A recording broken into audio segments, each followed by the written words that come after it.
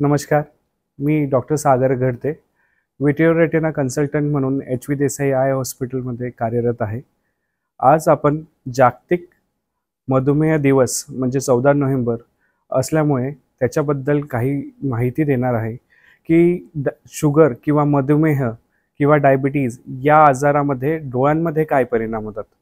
आता जर तुम्हाला पहिल्यांदा लक्षात आलं की तुम्हाला मधुमेह हा आजार याचं निदान झालेलं आहे, तर जसं आपण रक्तातली साखर किती आहे ही तपासणी करतो, सगळ्या अवयवांची तपासणी करतो, त्यासोबत तुम्ही डोळ्यांच्या डॉक्टरांकडे जाऊन डोळ्यातील मागचा पडदा तपासला गेला पाहिजे. जेव्हा तुम्ही डोळ्याच्या डॉक्टरांकडे जातात ते डोळ्यात ड्रॉप टाकून फंडोस्कोपीनी किंवा इनडायरेक्ट ऑफ्थॅल्मोस्कोपीनी तुमचा मागचा पडदा तपासणी करतात आणि त्याच्यानुसार तुमच्या डोळ्यांमध्ये तो आजार सुरू झालाय का किंवा नाही त्याच्याबद्दल तुम्हाला माहिती देतात. हा आजार जेव्हा सुरुवातीला होतो त्यावेळेस बऱ्याच वेळा पेशंटला कुठलीही लक्षणं नसतात. अशा आजारामध्ये हळूहळू तो आजार अशा टोकापर्यंत पोहोचतो की तिथून अचानक एके दिवशी तुमची नजर कायमस्वरूपी कमी होऊ शकते. त्याच्यामुळे जे रुग्ण ज्यांनाही कधी किंवा आपल्या नातेवाईकांपैकी कोणाला जर डायबिटीज आजाराचं निदान झालं असेल त्यांनी वर्षातून एकदा तरी मागचा पडदा तपासून घेणे गरजेचं असतं.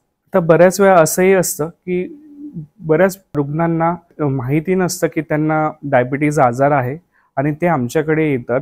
तपासणीमध्ये लक्षात येतं की त्यांच्या डोळ्यातल्या रक्तवाहिन्यांमध्ये लिकेज सुरू झालेला आहे आणि जेव्हा आम्ही डायबिटिक रेटिनोपॅथी डायग्नोज करतो आणि त्याच्यानंतर त्यांना लक्षात येतं की त्यांना डायबिटीज हा आजार आहे. तर हा आजार जेव्हा तुम्हाला डोळ्यामध्ये परिणाम सुरू होतो म्हणजे निदान कमीत कमी 5 ते 6 वर्ष झाल्यावर डोळ्यामध्ये याचे परिणाम सुरू होतात. आणि लक्षात घ्या, ज्या वेळेस डोळ्यांमध्ये परिणाम सुरू झाले त्या क्षणाला किडनीमध्ये पण त्याचा दुष्परिणाम झालेला असतो.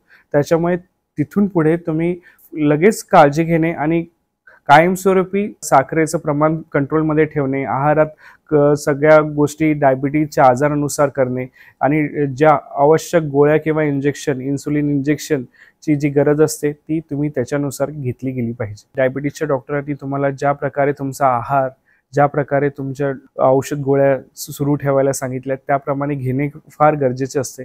जर साखरेचं प्रमाण कमी जास्त झालं तर त्याच्यामुळे हा आजार डोळ्यामध्येही वाढत जाऊ शकतो आणि तो वाढत गेला तर एका स्टेजपेक्षा जर आजार जास्त वाढला तर डोळ्याची दृष्टी कायमस्वरूपी कमी होते. त्याला निओव्हास्क्युलर ग्लॉकोमा सुद्धा असं म्हटलं जातं. कुठलाही व्यक्ती 45 वर्ष पेक्षा वय जास्त असेल त्यांनी एक स्क्रीनिंग टेस्ट म्हणून डोळ्याचे सगळ्या तपासणी करून घ्यायला पाहिजेत. त्याच्यानंतर कुठलाही जसं नुसतं डायबिटीज नव्हे तर काचबिंदू, BP मुळे होणारे परिणाम हे सगळे डिटेक्ट करायला मदत होते. त्याच्यामुळे ज्यांना कुठलाही आजार नसेल त्यांनी सुद्धा पुढे आपल्याला हा आजार उद्भवू नये याच्यासाठी दर एकेका वर्षांनी वयाच्या 45 वर्षानंतर ते चेकअप करत राहणं गरजेचं आहे. धन्यवाद.